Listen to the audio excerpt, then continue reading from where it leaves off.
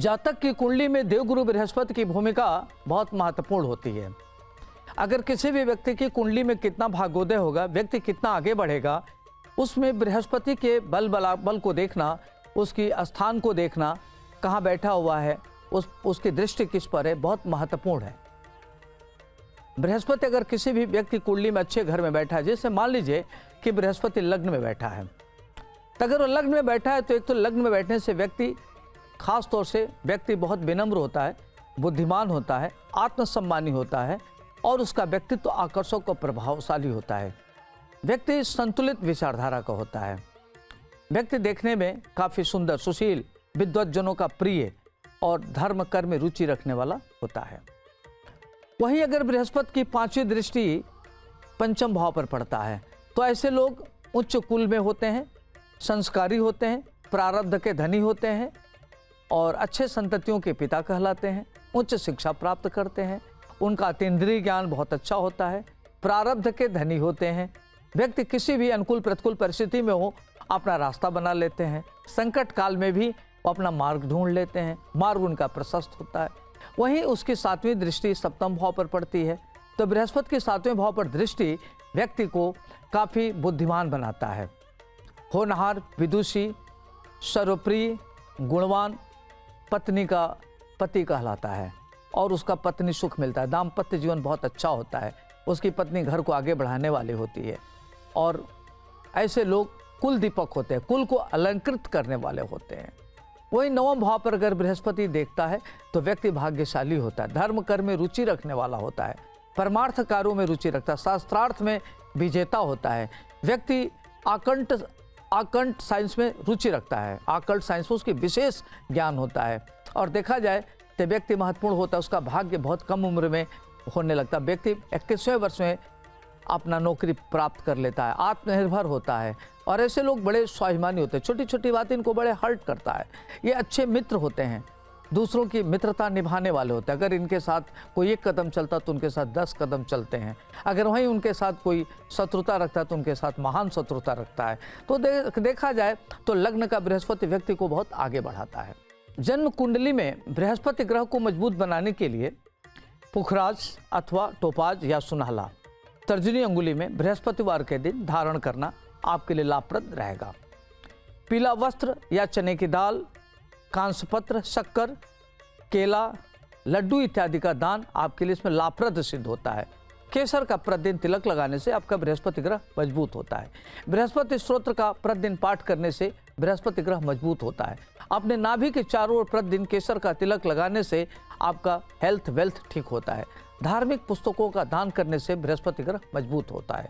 अगर किसी व्यक्ति की जन्म कुंडली में बृहस्पति बलवान है या गोचर में बृहस्पति ग्रह बलवान अवस्था में आ जाए तो गोचर का जो बलवान बृहस्पति ग्रह है वो जातक को उच्च विद्या में सफलता देता है, मान सम्मान देता है, प्रतिष्ठा देता है, वैवाहिक जीवन संता अच्छा देता है, संततियों का सुख प्राप्त करने वाला होता है, विदेश यात्रा होती है, धन संपदा इत्यादि की प्राप्ति होती है।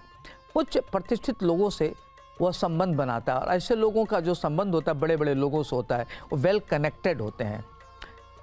इस तरीके से देखा जाए तो किसी अच्छे विद्वान से ज्योतिषी की जन्म कुंडली को दिखाकर ही कोई भी उपाय करना चाहिए या दान करना चाहिए।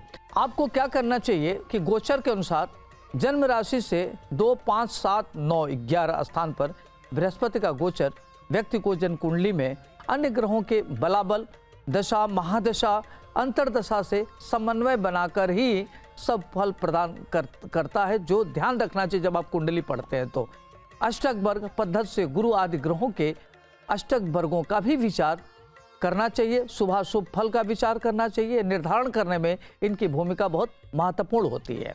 कहते हैं कि बृहस्पति अगर चंद्रमा के साथ बैठ जाए तो गज केसरी योग बन जाता है। तो लग्न में अगर चंद्रमा बृहस्पति एक साथ बैठ गया, जैसे मान लीजिए कि धनु लग्न है और धनु लग्न में चंद्रमा बृहस्पति बैठ गया तो इसको गज केसरी योग बोलते हैं। अगर वहीं चंद्रमा बृहस्पति या कर्क राशि का तो उच्च का गज केसरी योग बन गया और अगर वहीं मीन का है 1, 4, 7, 10 में तो उच्च का गज केसरी योग बना दिया। तो हम बात करते हैं पहले धनु लग्न में चंद्रमा बृहस्पति एक साथ हो तो व्यक्ति महत्वाकांक्षी, अति स्वाभिमानी, अपने महत्वाकांक्षाओं को कार्य रूप में परिणत करने वाला, लोकप्रिय, सर्वप्रिय, कानून का ज्ञाता, विद्वज्जनों का प्रिय और अतीन्द्रिय ज्ञान रखने वाला होता है और उसको प्रबल राजयोग कारक होता है।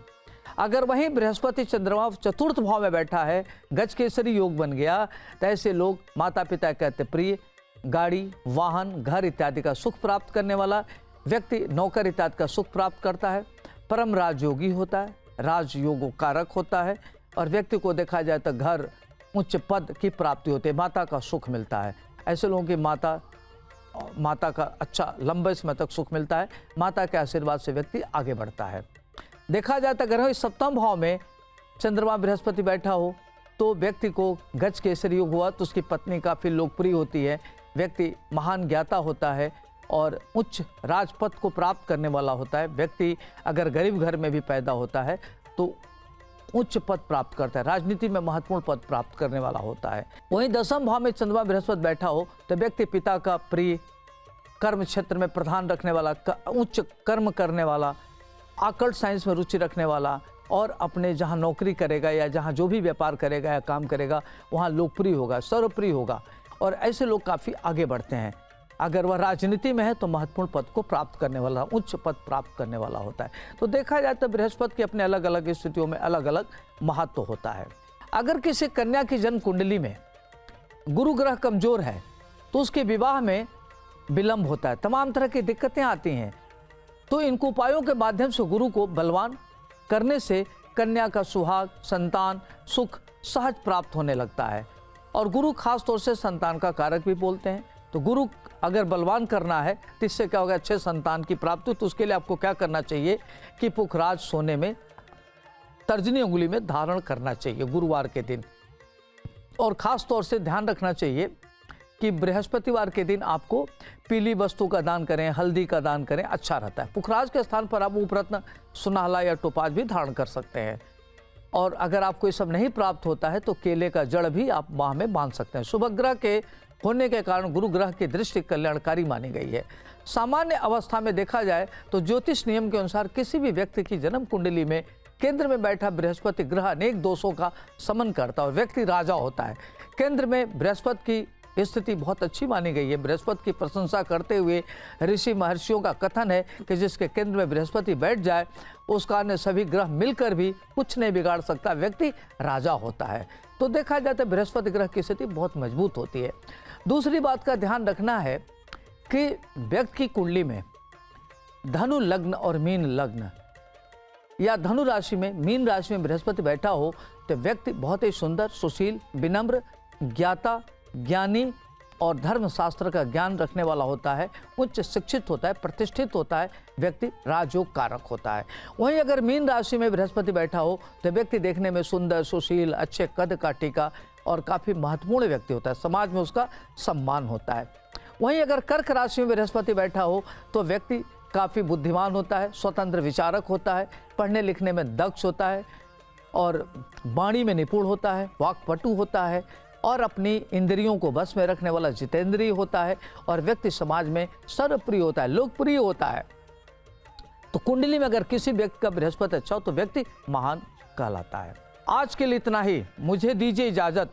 नमस्कार, आपका शुभ है वो मंगलमय हो।